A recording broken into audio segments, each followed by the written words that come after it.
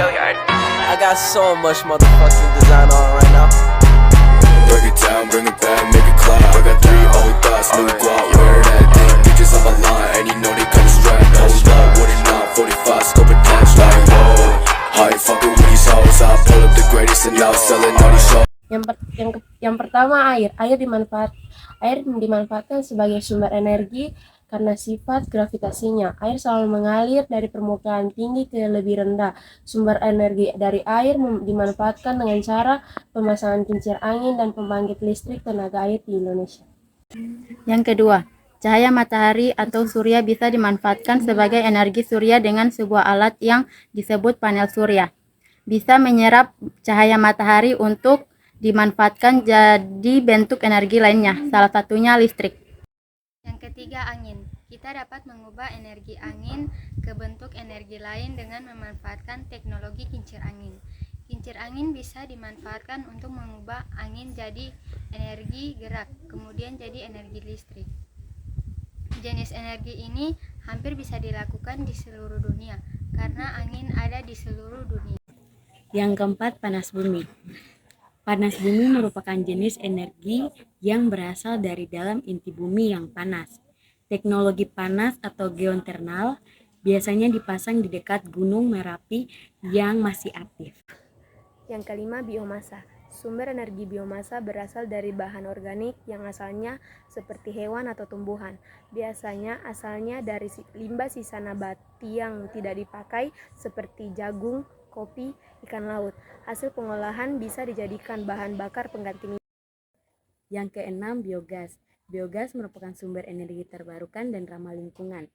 Energi dari biogas dapat digunakan sebagai bahan bakar kendaraan maupun untuk menghasilkan listrik. Penyusun utama biogas adalah metana, karbon dioksida, amonia, hidrogen sulfida, oksigen, dan beberapa gas lainnya. Yang ketujuh, gelombang laut. Pasang surut air laut bisa menjadi sumber energi terbarukan yang diubah jadi energi listrik. Alat yang digunakan mengubah energi kinetik dari gelombang laut adalah turbin. Turbin pembangkit listrik hanya bisa diletakkan di laut yang memiliki ombak besar. Tadi kita sudah membahas mengenai sumber energi terbarukan beserta contohnya. Sekarang kita akan membahas mengenai sumber energi tak terbarukan.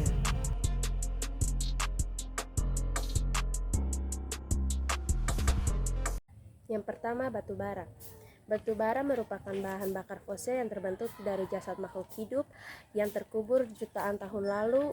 Untuk mendapatkan batu bara diperlukan pembuatan tambang di permukaan bumi dan di bawah tanah sebagian besar. Sumber listrik kita saat ini menggunakan batu bara ketika digunakan sebagai bahan bakar batu bara melepaskan gas seperti karbon dioksida dan metana. Gas-gas ini disebut juga gas rumah kaca. Itu karena gas-gas ini menahan panas matahari sehingga terangkap dalam atmosfer. Akibatnya suhu bumi menjadi lebih panas. Yang kedua, minyak bumi. Seperti batu bara, minyak bumi juga terbentuk dari fosil makhluk hidup jutaan tahun lalu. Sehingga untuk mengambilnya harus melalui proses pengeboran tanah dan batuan di darat hingga di bawah laut. Hasil minyak bumi ini antara lain adalah bensin dan diesel. Saat ini minyak bumi masih digunakan sebagai bahan bakar utama beberapa alat transportasi menyalakan minyak bumi. Juga menghasilkan karbon dioksida dan gas rumah kaca lainnya. Yang ketiga, gas alam. Gas alam juga terbentuk dari fosil yang terperangkap di bawah batuan. Sebagian besar gas alam terbentuk dari metana. Saat ini gas alam juga masih banyak digunakan sebagai bahan bakar untuk memasak atau menghasilkan listrik dalam menghasilkan karbon dioksida, karbon monoksida, sulfur, dan gas lainnya. Yang terakhir atau yang keempat, nuklir.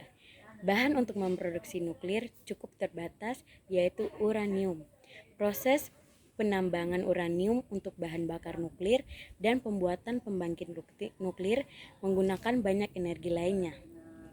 Energi nuklir juga memiliki risiko menimbulkan limbah zat radioaktif yang bisa berbahaya bagi makhluk hidup.